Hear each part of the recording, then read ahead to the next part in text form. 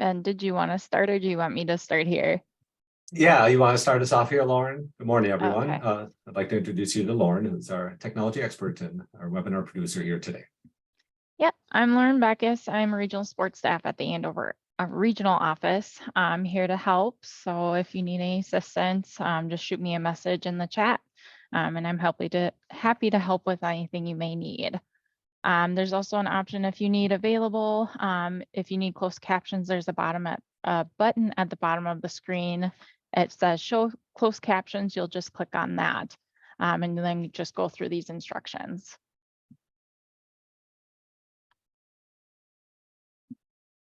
Great, thanks, Lauren. Hello, everyone. Welcome here today to this webinar on rural leadership. My name is Ben Winchester. I'm a rural sociologist with the University of Minnesota Extension.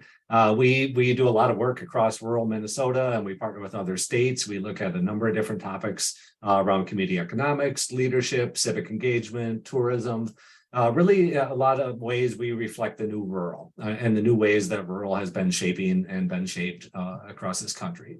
So one of the topics that we look at, you'll see the title here is Rewriting the Rural Narrative. Welcome back to many of you. I see familiar faces here that may have seen the first presentation on the rural narrative and how it's terrible and we're trying to make it better. But really, this is a topic that came up quite a bit. So you may know the research I do is around the brain gain, and it is people who are moving in. And kind of my transition between the original research I had done around brain gain and this leadership piece is I would get asked a lot of times by local leaders, like, hey, if there's all these new people moving into my community, like, where are they? They're not coming to my meetings. And I was like, oh, you're right. They're not coming to your meetings. They're going to theirs. And maybe we should better understand kind of where people are spending their time civically and how do they engage themselves and in what ways.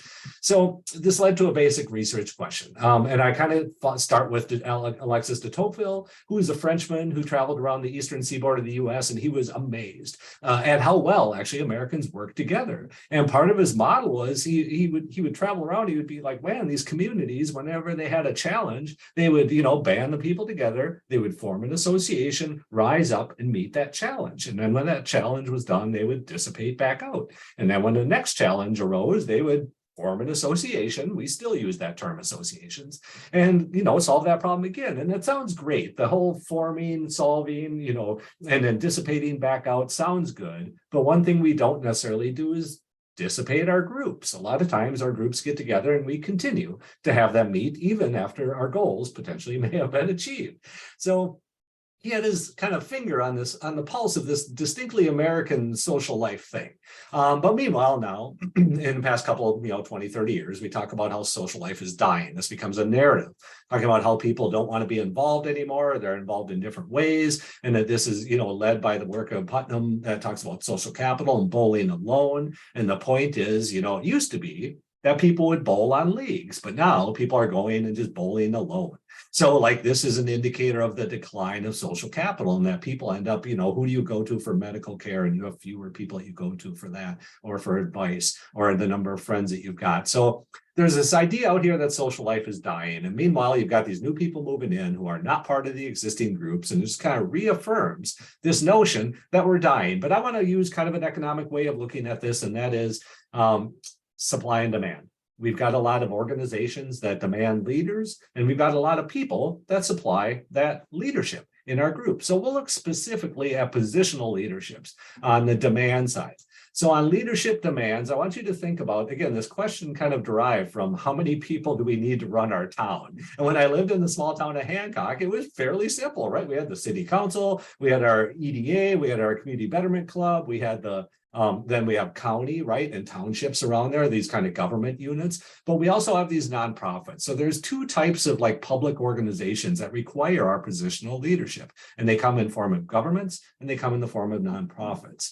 And just on the governmental side in the US, there's 88,000 governmental units. These are things like cities, counties, townships, school districts, cemetery districts, like soil and water conservation districts. These are all these types of government agencies. And many of you, I'm sure, sit on some of these boards, school districts especially. So That's on one side. But on the other side, we have all these nonprofits, right? You know many of these. Like I was in the Eagles Club in Morris for a long time. I sat on the area Chamber of Commerce. So there's all these different types of nonprofits that serve interests as well. And one of my key interests is in this nonprofit sector is looking at the types of nonprofits that we have being created. And we'll look at this down the road here. But as a sociologist, like I love nonprofits because they reflect who you are. These are values that you are exposing in your community. So we'll look at some types of newer nonprofits that may be generated. So over the years, I've been using a single data set. The National Center for Charitable Statistics has a really awesome database. And I know if you don't like data, it's hard to understand an awesome database that this is. It's at the county level. It'll give you the number of nonprofits in any given county, give us their revenue, their assets, a whole bunch of indicators. And what I found when I started to look at the data around the number of nonprofits in this country, and you'll see in this map, it goes, or in this chart, it goes from 1995 to 2010, that the number of nonprofits in this country rose and gained 10 to 15% every 5 years. And that was, totally against the social life is dying narrative. In fact, this tells me social life is flourishing. It's just, where is it flourishing? Now, there's some problems here. You'll say well, why didn't that chart go past 2010, right? It ended at 2010. Well, it didn't go past 2010 for a reason. I want to show you this, and you may remember this, that in 2011 to 2014, the IRS said, you know what? I don't think there's really 1.625 million nonprofits. We think that a bunch of nonprofits in there are decommissioned or non-existent or not functional. They're just not meeting anymore. So what the IRS did is they wanted to clean up their database to make sure their list of nonprofits was current. So they sent out a postcard to every nonprofit in the country and said, all you have to do to prove you exist is return the postcard. Well, here's how many nonprofits did not return their postcard. It's a pretty big decline there, right? But essentially, what is that when you have a 6 to 10% decline in any given state, and this is just nationally, is what happens then is when you're looking at data from decade to decade or 5 years to 5 years, it looks like there's a decline now during this time period, when in fact there's not. We know that the number of nonprofits continued to go up, but the data got cleaned out during this time period. There were a number of what they call revocations. They revoked a number of nonprofit statuses. So if you look in Minnesota at the number of nonprofits from 2000 to 2010, there's that gain, right? But then 2010 to 2020, it looks like a decline, but really there's a cleanse in the middle of there that happened. And we do have some, I built this model around trying to estimate the number of revocations that occurred during this time period. When you add those revocations in back at the state level, we see that kind of same growth trend, the same trajectory of growth around the nonprofits that we saw in the decade before. So with that, it's kind of a big asterisk, right? Got to be careful looking at 2010 to 2020 data. So when we look at the nonprofit changes using those revocations added in, the number of nonprofits in this country goes up by quite large amounts. And when I first did this map, this is very similar to the map that was done for the 2000 to 2010 data, is you see the greatest growth in nonprofits across the South. Southeast, Texas, Arizona, Nevada, all through the South, we're seeing huge growth. I mean, a gain of 30% in the number of nonprofits, and that's over 10 years. This should blow you away, right? Nonprofits are not easy to create. You have to file the paperwork. I mean, first of all, you have to have something you want to do, and then you have to find others to do that, and then you want to actually these are formal organizations. You're right. You have to hire a lawyer, you have to copy and paste somebody else's incorporation papers, you have to get your nonprofit created to do these things, and that's a lot of work too. So this is actually the reflection of a lot of work and a lot of interest around people wanting to get together to do things. What does that look like yet? We'll still see, but we do know that these numbers are going up. And here in Minnesota, it was 15 to 20%. It wasn't as high. And I thought initially when I saw the very similar map across this country in the 2000s, I thought, well, this doesn't make any sense because typically we know that Minnesota scores very high in home ownership rates, social capital scores, voting, right? Our civic engagement and our social capital scores are through the roof relative to the rest of this country. And then I was like, why aren't we creating nonprofits at the same rate? I'm not going to give you the answer yet, but we'll see it in the future here. So really, Social life is not dying. When we look at Chisago County, in fact, like the nonprofits were stable, right, between 2010 and 2020, but in fact, there was a cleanse in there too. So there was a bunch of groups that were taken away. So that group, that the number of nonprofits in Chisago County at 225 is probably the most accurate number we've had in 50 years in terms of the number of nonprofits. And just a kind of a fun fact, like in Chisago County, 15% of all the nonprofits in the county have lake or lakes in the title. So they reflect who you are. Again, these aren't nonprofits kind of floating in from the outside. So we've got this issue though with the revocation. So this was the first county by county map I had made, looking at data from 2000 to 2010. And again, this doesn't include revocations. This is just natural growth. And a lot of times you see some of these rural counties, like 42% in southeastern Minnesota, 30% in Southwest. We've got great growth in the nonprofits. But just like total population numbers, even when you see counties, like for example, in the Northwest, that see a decline in nonprofits, that doesn't mean they're losing everyone. They can be losing some nonprofits and gaining some nonprofits. And we need to get a more clear picture of what that looks like about who we're losing and who we're gaining. So one of the other data points you can look at in this data set. So if you want your county data, let me know. Shoot me an email. I can get your county profile out here. So I've included a number of them in here, but in this database that I said was really awesome, they've got all of these data points at the county level. So you've got the number of nonprofits, but more importantly, I want you to look at this line below, and that is the number of nonprofits that are filing full 990s. Full 990s are required by nonprofits that have a revenue or have gross receipts of $50,000 or more. That means they're generating revenue. In Chisago County, just 44 of the nonprofits were filing 990s. And that's like a full 1040 tax form to individuals. They're not allowed to file a 1040 EZ if they have like less than 50,000. So if you're filing 990s, that means you've got significant revenue. And you look at the proportion of nonprofits and just the whole number of nonprofits that are filing full 990s, they're going up continually. And this for me is actually a good marker for our small towns because it shows people are active, they're giving. And when you look at the revenue of the nonprofits, I mean, it is through the roof in some of these counties, the revenue, the assets. And on the asset side, I really like to look at nonprofits because nonprofits are like avenues of social investment. Like I can't invest in Hardware Hank on Main Street, but I can invest in my Eagles Club. I can invest in the Red Cross. They could be buying property, or we've got a shelter, an animal shelter, and we're buying an asset, right? So this is a reflection of the revenue and the assets in the different counties. So got a number of different counties here. I'm going to kind of go through here. Candy Ojai, again, it looks like there's a decline, but it's not. It's just a cleaning up of the database. Very similar, again, the nonprofits that are filing 990 have almost doubled over 20 years, meaning you've got a number of organizations that are generating considerable revenue, as well as seeing increases on the equity side.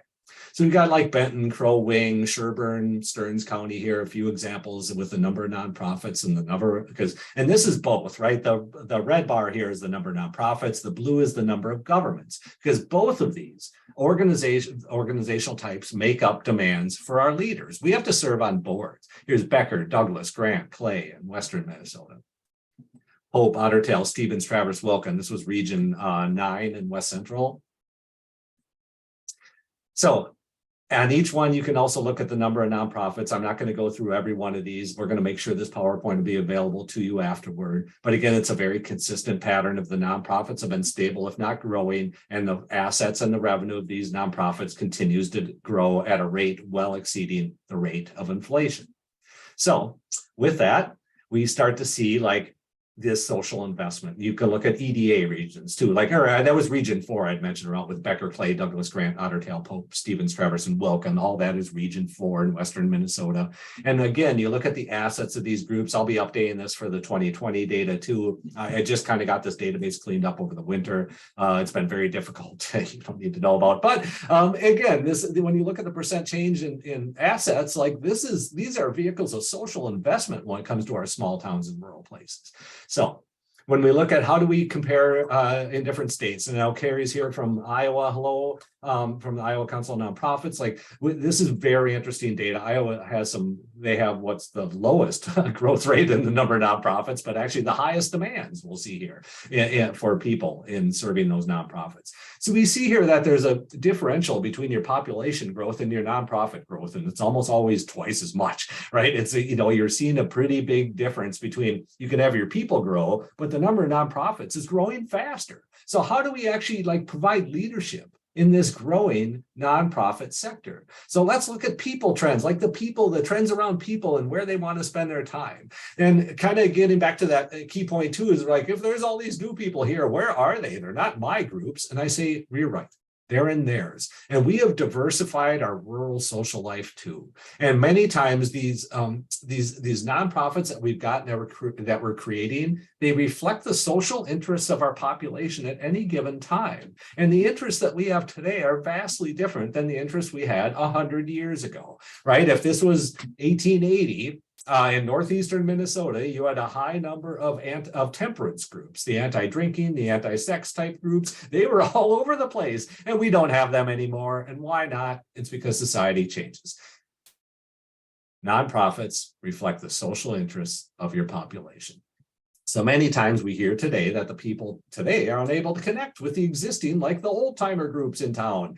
And meanwhile, the existing old time groups may say these people don't care about this community or they're selfish, and that this has happened before. This whole talking down about to the younger generation. There's a book out there by Malcolm Harris called Kids These Days. And that it's very typical about oh, we're going to cast all these disparaging remarks about lazy and entitled kids. Well, I'll remind you, baby boomers, you were called lazy and entitled too. And now we're doing it again to this younger generation. I'll just take some covers of these magazines as examples about how selfish the young people are, right? The generation gap, the me decade, Time magazine, it's all about me or the me generation. Being selfish is not a trait of your generation. Being selfish is a trait of your age. 18 to 25, 30-year-olds, you better be focusing on yourself, who you are, what you're going to be, what you'd like to do, who you'd like to be with. I mean, all of these become important notions of how we talk about where people are involved. But the biggest shift that we've seen is historically, people would be involved in place-based groups with a broad focus. We lived in Hancock for a long time, so the Hancock Community Betterment Club. It only served Hancock. It didn't help Benson or Morris or any of these surrounding towns. It only served Hancock. It had a narrow geography, but it had a broad focus where it would help anything from raising money for the school or building a new church or a new playground for the community or whatever it was, broad focus.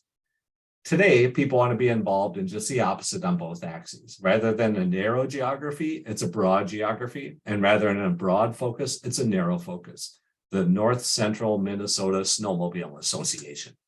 It's not doing everything, they're snowmobiling. And it doesn't serve just one place, it's 14 counties big. And they've got 120 people. And what do? They snowmobile. It might not be the primary, serving the community might not be the primary thing they do, but a lot of times they have these other fundraising events, or they connect with other place-based organizations to help further, offer civic engagement opportunities for people in the region.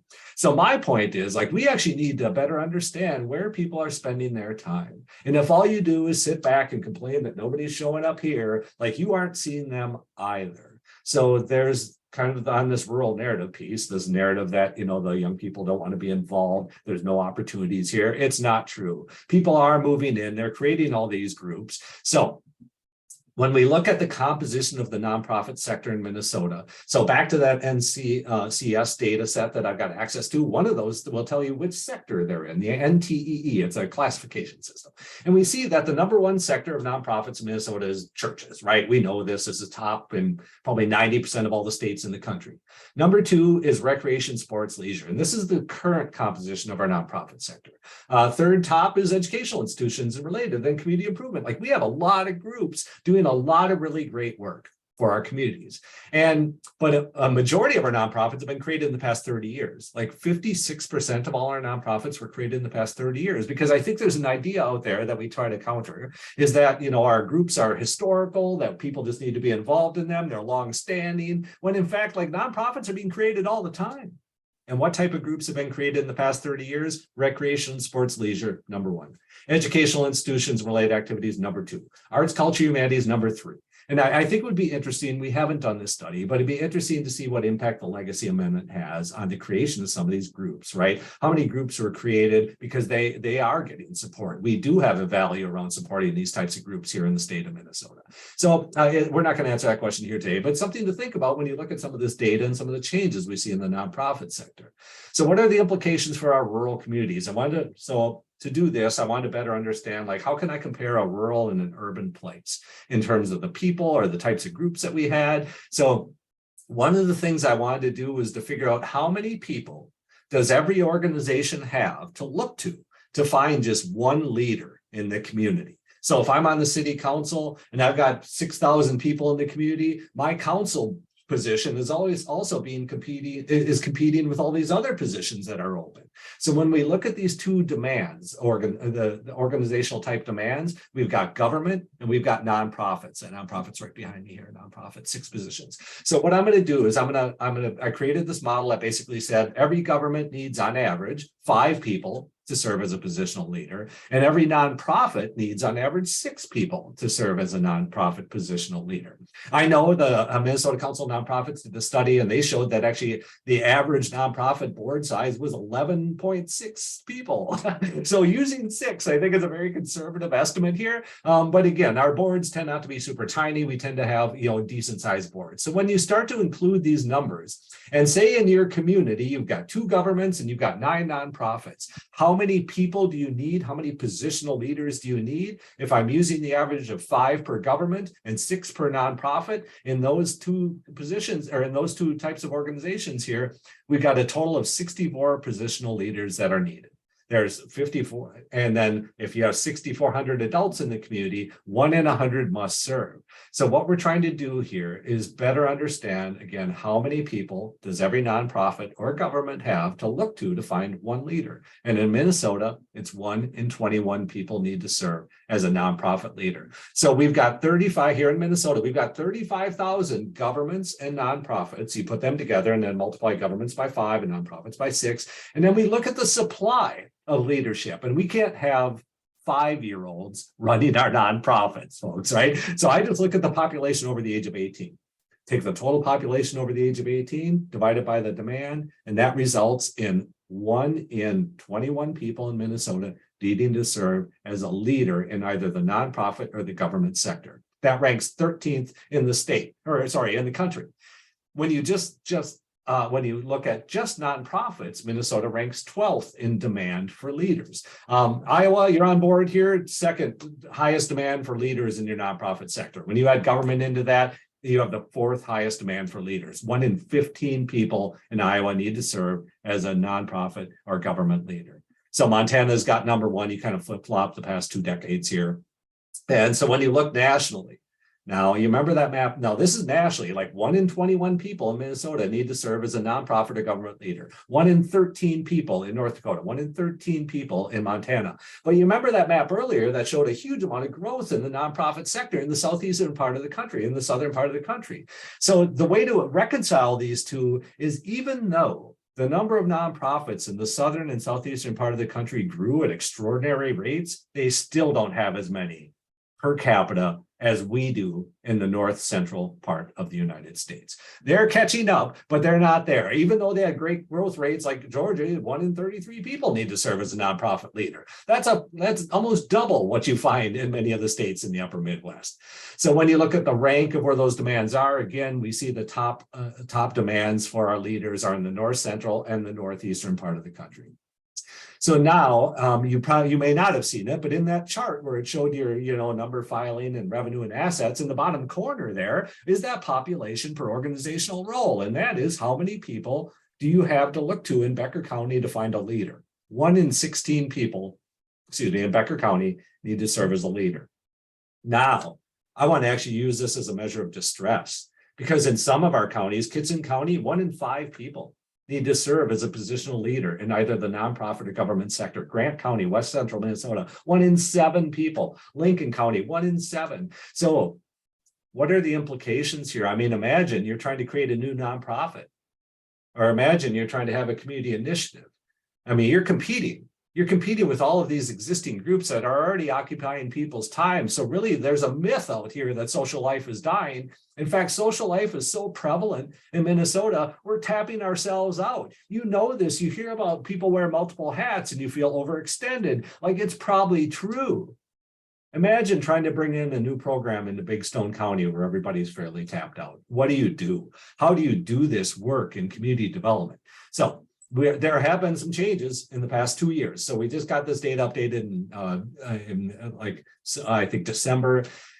There have been changes in the nonprofit sector since April 2020 through the pandemic to September of 22. We saw a decline in the nonprofits. And this is actually pretty scary, folks. So when you look at the types of groups that experience the largest percentage losses, it's civil rights groups, social action advocacy, medical. How can you have medical groups be lost during the pandemic? It's mind-boggling. Medical research, a decline in number of nonprofits around medical research, youth development, international, animal related. So again, some of these sectors come and go. Like animal related, we see shelters be created, and other times rescue groups being created, and then they go out of business, 5 years later when somebody's no longer a part of that group. They're very episodic. So some things can come and go. But a lot of these are structural. So when we look at some of these changes nationally, 6.8% of all nonprofits were lost. Like this is real loss over the pandemic. We know that volunteering has gone down. There have been a lot of indicators of kind of trouble in terms of our nonprofit sector here.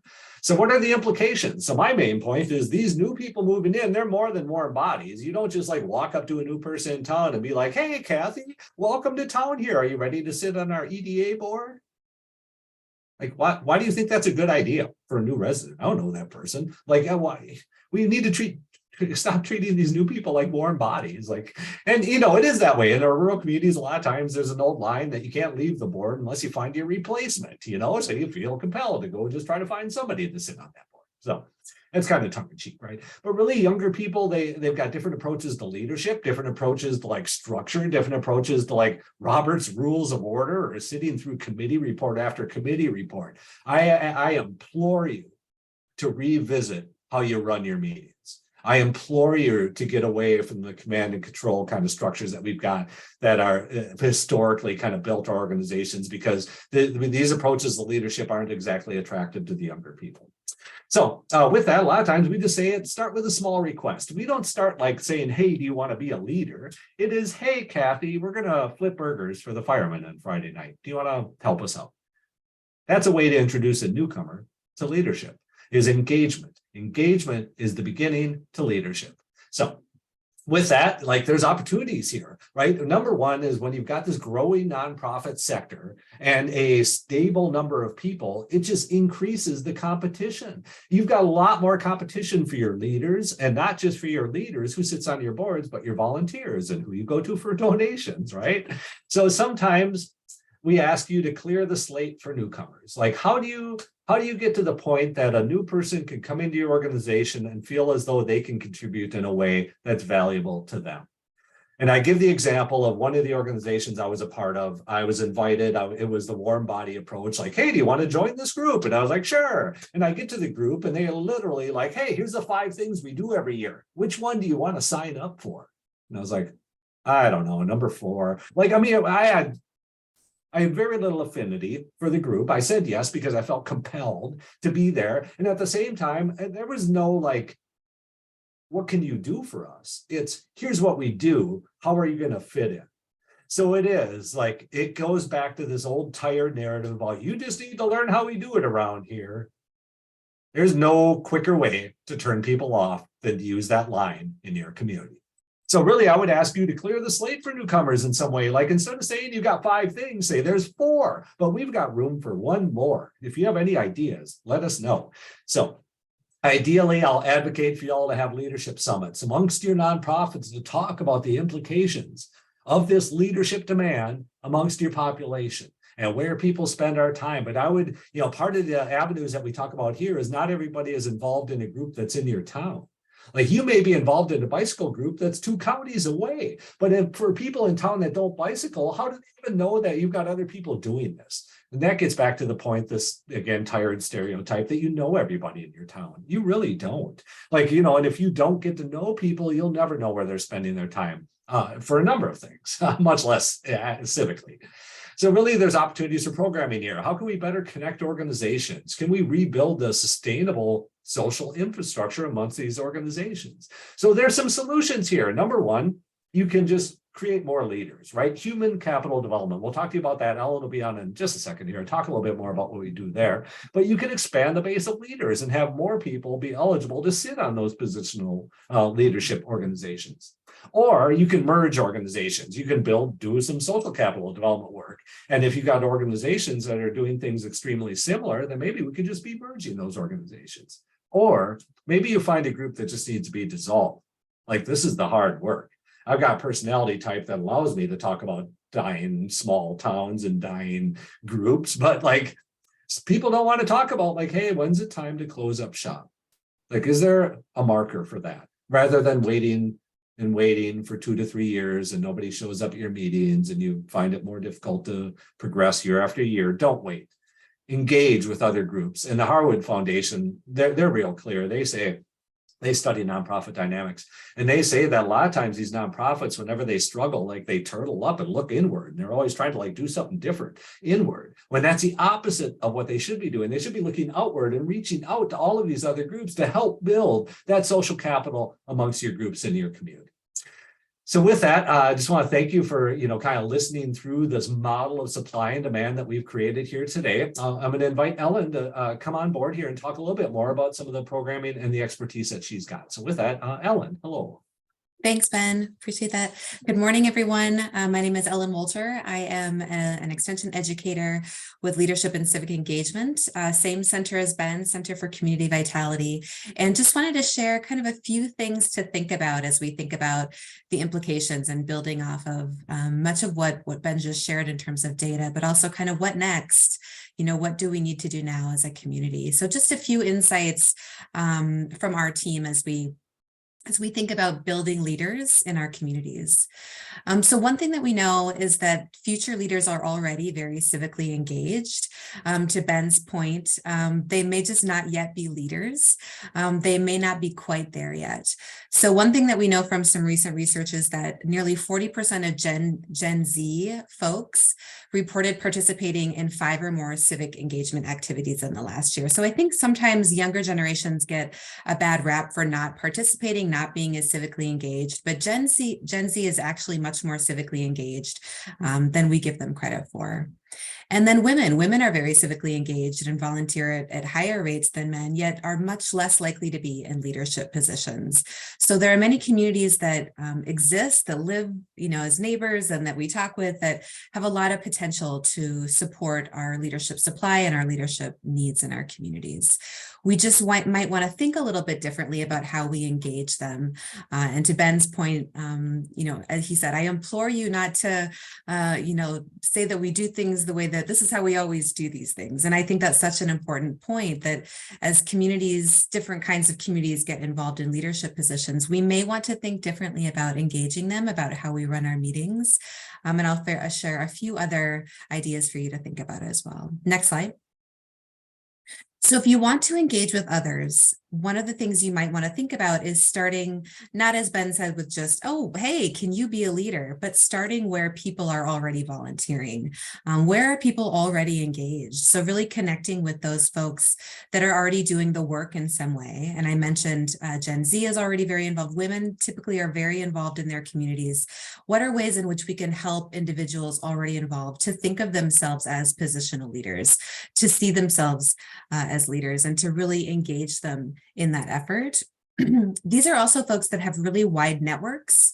They are working in multiple organizations typically, and have a broad network of people that you can then connect with if you're connecting with them, to think about leaders who may be able to play a role in your organization. Organizations that connect online. I know there's a lot of pros and cons with social media, but organizations that connect online have a greater chance of then connecting with people offline. So do think about social media and using it as your strategy. It's not a silver bullet solution, but using it as a strategy to get the word out about positions, about leadership, about even just volunteer opportunities as kind of that entry point to get future leaders involved in your organization.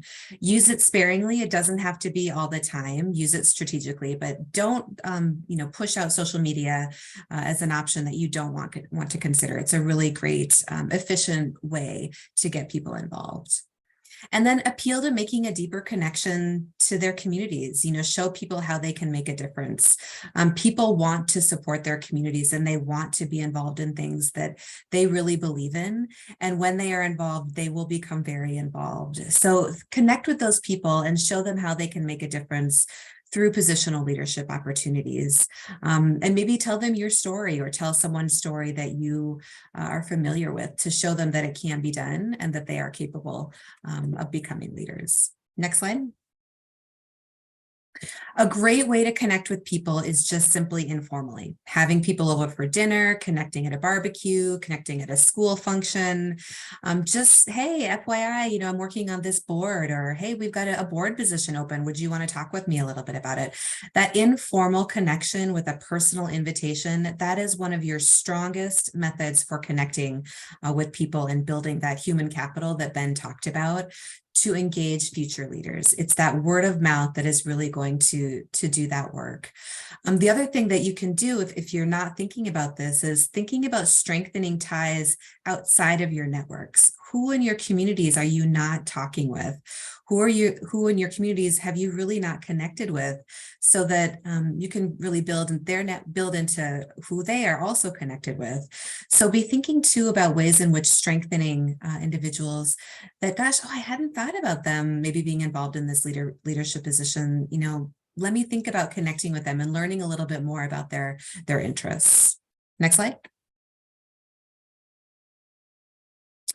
So Ben mentioned this too. This is such an important piece of getting people involved, either volunteering, but also just getting people involved in leadership positions, is planning effective meetings. A history of unproductive meetings will make people feel cynical, will not want people to get involved. So really do a thorough job of planning productive, healthy meetings where people have a lot of opportunity to participate.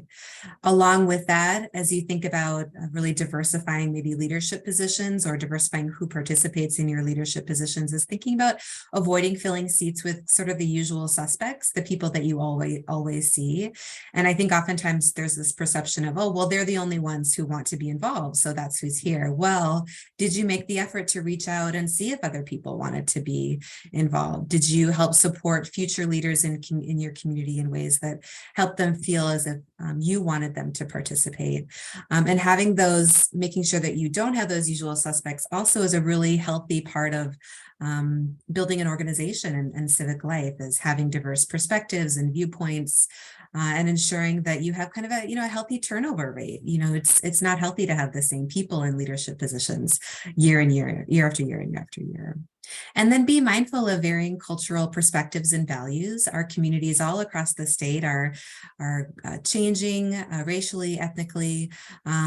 Think about how you can be more inclusive in terms of your leadership positions and the ways in which you are incorporating leaders and ways in which you are leading as well. Next slide. And then another thing to think about is, eliminating, maybe there are some barriers to participation in terms of leadership. Is there childcare available for future leaders? I know with young parents, it can be difficult to maybe attend meetings at night, or even, during the day if they don't have childcare. So think about some of those options for getting creative about ways in which you can support people participating in your leadership roles in your community. Offering different meeting times, a variety of different meeting times, providing online or hybrid meeting options. We've all certainly become very familiar with technology since the pandemic, and this in some cases has become normalized. So this allows more people to participate when you have online or hybrid meetings as well. And then just thinking about accessibility options, ensuring that there are ways in which all people can participate, individuals with disabilities, hearing impaired, making sure that you're thinking about the ways your meetings are set up so that all people can participate in those leadership positions too. Next slide. And then another wonderful thing to do to support leadership in your community is to think about leadership development and supporting leadership development in your community. There are wonderful leadership programs all across the state, including through Extension. I listed just a few of these here that are connected to Extension, but this could be supporting tuition for someone to attend a leadership program. It could be developing a leadership program in your community. It could be simply serving on the advisory board of a leadership committee and providing your time to help develop and support that program. But there are many ways in which that leadership development process is an important part in helping people who haven't been leaders to understand that they can become leaders and that they are capable of doing this work and really building that confidence. And then there's also a Minnesota Compass Leadership Program Directory as well. So if you're interested in learning a little bit more about some of the leadership programs across the state that are not necessarily affiliated with Extension, that's a really great resource to go to, and they update that annually. Next slide. So how will you engage future leaders? What are some things that have worked really well for you? What are some ideas that are sparking some interest here? And then any questions for me and Ben about the data that Ben presented, or questions about ideas that we have for engaging leaders, please let us know. This would be a great opportunity to put a question in the chat or just chime in and raise your hand. And we're happy to answer any questions.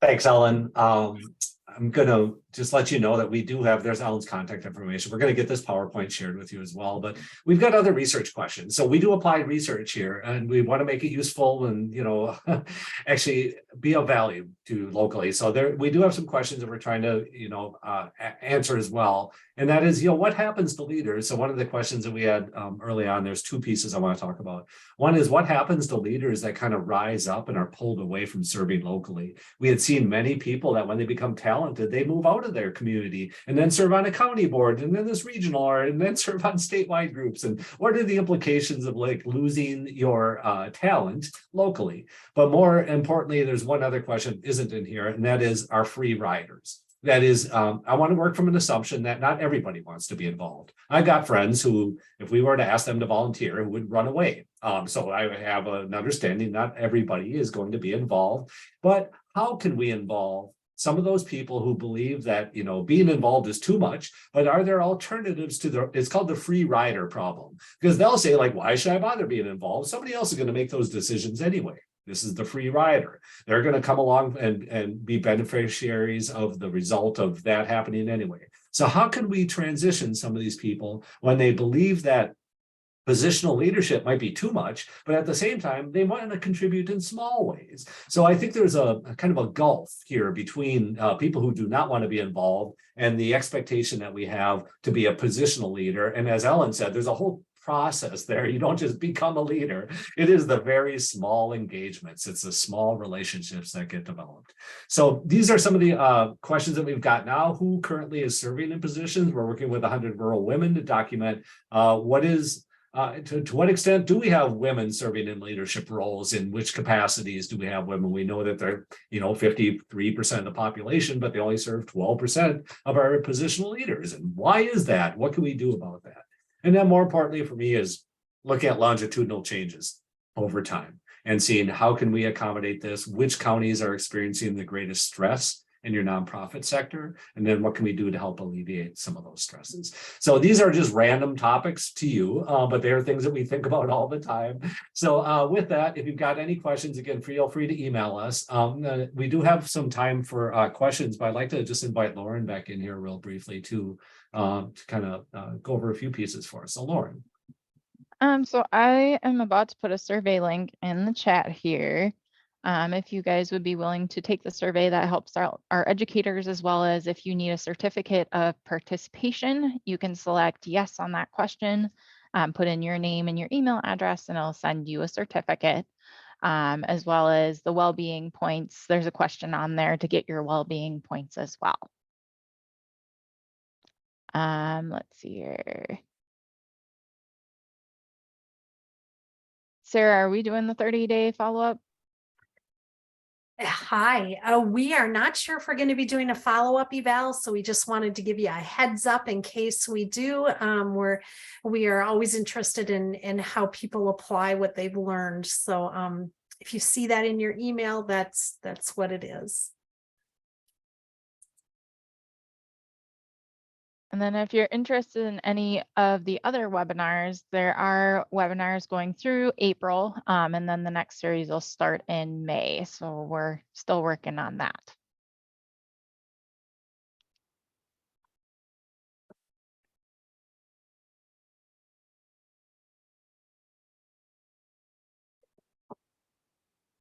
Oop, Ben, you need to unmute. Of course I do. Thank you. My apologies. So a great question here by Megan. How would you recommend making initial connections with the younger generation? I think on one side, just taking them out for a meal and asking them what they like and making sure that if we're going to invite them to participate in something, it's something of interest to them. But part of that requires you knowing what else is out there. Like, oh, you like to canoe? Well, I'm not really a canoeer. I don't think there's anything around here. When in fact, there's 3 canoeing groups that are on creeks and rivers all around here. So it is part of this is just acknowledging your own limitations and recognizing that you can be a good connector, I guess would be my answer for that. Ellen. Yeah, no, that's great, Ben. I think that's a great suggestion. I would add to, think about the organizations in your community, as Ben said, that are attracting younger people and connecting with them with that way. It could also be connecting with your local community college or even high school to learn a little bit about, oh, well, what are the clubs that are kind of popping up that you could learn a little bit more, even connect with them to say, hey, gosh, we have this organization. Would you like to volunteer, participate? Eventually become a leader or participate in a leadership program. There are a lot of really great emerging leadership programs specifically for young people.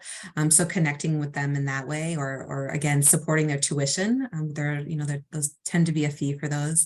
And then I would also add social media. And I am not a techie person, but I do know that young people, research shows young people tend to be on social media. They tend to be on TikTok. There's a lot of micro learning that happens on TikTok. That's how they learn about organizations and things that are happening in their community. So I would not discount that and really think about connecting digitally as well. Yeah, that's great. Sarah has a question here about retirees. Like, it is a booming area. I know the Minnesota Association of Volunteer Administrators too. They talk about this quite a bit, about the number of volunteers that. So on one side, you have more people that are expressing an interest in giving and sharing and volunteering. But on the other side, you also have organizations who are actually asking more people to volunteer, sometimes for core services. You have cities asking for people to volunteer their time to take care of the parks as they cut back on their budgets. So I think we need to be cognizant of the fact that leadership and volunteer demands are ever increasing, especially as our organizations may be paring back on staffing or on funding. But really it is the retiree opportunity here is a massive one. Because we do know that, really 75% of our rural homeowners are baby boomers and older. This is an audience that, especially as they transition out of the workforce, they are available. They are opportune for our organizations. But I'll just say one final thing here is a lot of times, I think it's the biggest difficulty I see is getting the older populations to connect with the younger populations, because the younger people, they may have a lot of energy and want to do a lot of things, but they don't know how to fundraise. They don't know how to do certain things structurally in the community. But meanwhile, the people that have been well established in the community, they've got the connections. They can fundraise no problem. It's just like finding events that are attractive people is their struggle. So again, I think there's a lot of really, we call it bridging capital. It's bridging these groups together that historically may have been isolated from one another. So I think there's a huge opportunity, especially on the retiree kind of transition of people, leaving the labor force and looking for things to do, for us to kind of, again, when I talk about that social infrastructure, it is right there with that. So great question, Sarah. Thank you. And Sarah, I just want to read out Sarah's note because it's such an important one. She's a 4-H educator, and she's here to plug that youth develop the leadership muscle before they turn 18, as they are much more likely to continue leading after 18. So thank you, Sarah. That's so great. And yes, support your local youth development, including 4-H. So yep, thanks for that, Sarah.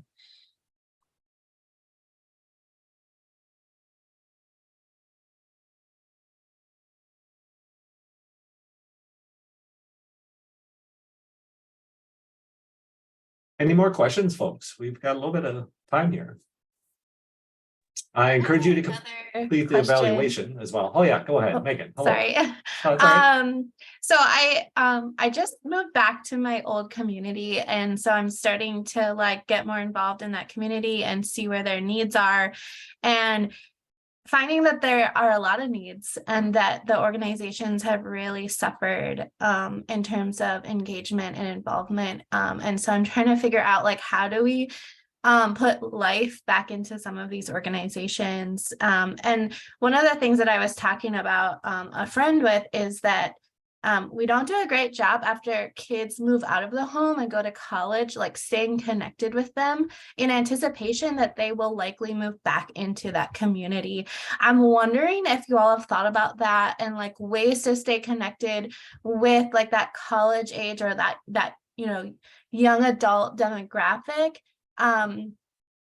Like, is it worth the investment, assuming that some of them will move back into the community and back into potentially some of these leadership roles?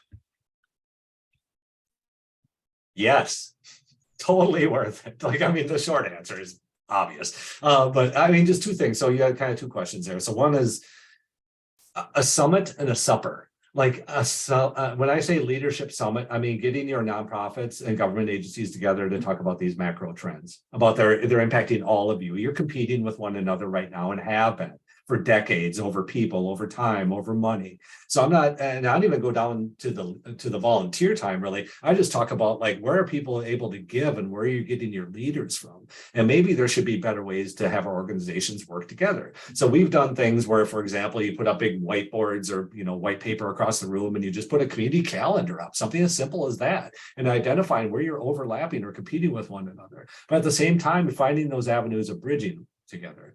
The second thing, so that's the summit. The supper is, I advocate for newcomer suppers. This is my brain gain research. And I talk a lot about, you've got these new people moving in. Just a quarter of new people moving into small towns are returnees. So you mentioned like the kids that grew up there and moved away and came back.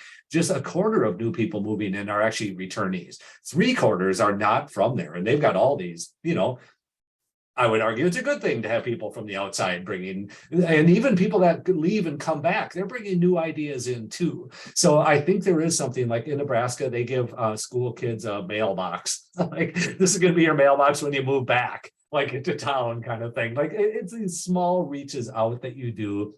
And it can't be, it has to be meaningful. It can't be like, hey, we want kids to sit on our council and they're going to have this one little voice that we hear from once a year. That's not meaningful. So it is like, and I've heard about it for 20 years, ever since I've been in the rural industry. You talk about, we got to get youth involved. And it's like, kind of works. Some places do it well and some places don't, So summits and the supper. So on the supper side is a newcomer supper. And it's just a supper for newcomers to come and talk to each other, because this group of new people in your community, that is the people who moved in the past 5 to 10 years, is actually quite sizable. And when you get these people together, it's not a supper for all the existing people that gawk at all the new people. It's a supper for the new residents to connect with each other. We provide an ABCD, asset-based community development approach platform on which people can stand up and say, hey, I'm Ben, this is my wife, Taryn, our 2 kids, we like to fish, and like, I don't even know, name off ski and whatever. And then somebody is always going to facilitate a connection, be like, oh, Megan, did you see that they like to ski too? Like, man, we love skiing. And then you find each other after that. Like and I say that to say this, that you don't need to organize social life for people sometimes. You just need to provide the opportunities for them to connect in many ways, because I'm not going to tell you what to do. I don't know what your interests are. Like, I have to take time to do that. But sometimes you can have a newcomer meal. So the summit on one side and the supper on the other. The summit to talk about these macro trends competing with one another, and the supper just to build that social capacity amongst your younger generations. The second question was about staying connected. And that, I think, is as I mentioned earlier, largely dependent upon the value we actually place upon young people in a voice in decision-making in the community in the first place. But that requires a real stable, solid connection to the school district too. I don't know, Ellen, do you have any thoughts or ideas there? No, I think that's great, Ben. I think you covered it. And if you aren't familiar with Ben's research, I think that would be a great place just to start, Megan, and learn a little bit more about who's coming back to communities, rural communities.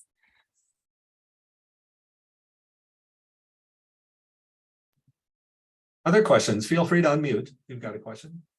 Got about 3 more minutes here.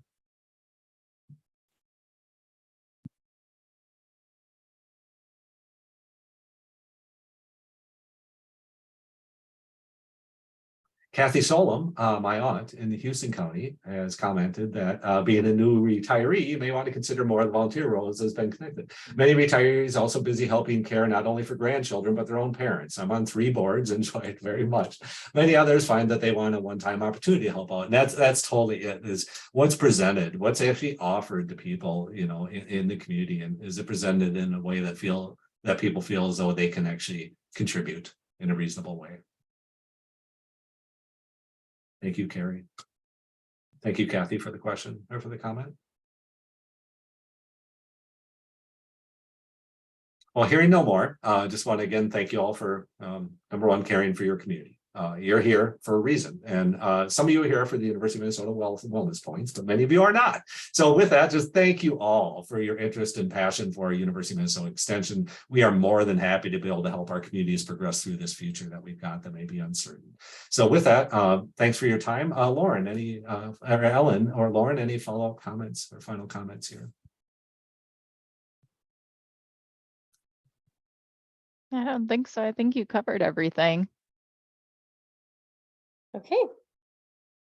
Okay, well, thank you, everyone. I hope you enjoy the rest of your day here. And if you have any questions or comments, please do not hesitate to reach out. You'll see an email from us with the PowerPoint as well. So enjoy your day, everyone. Thank you.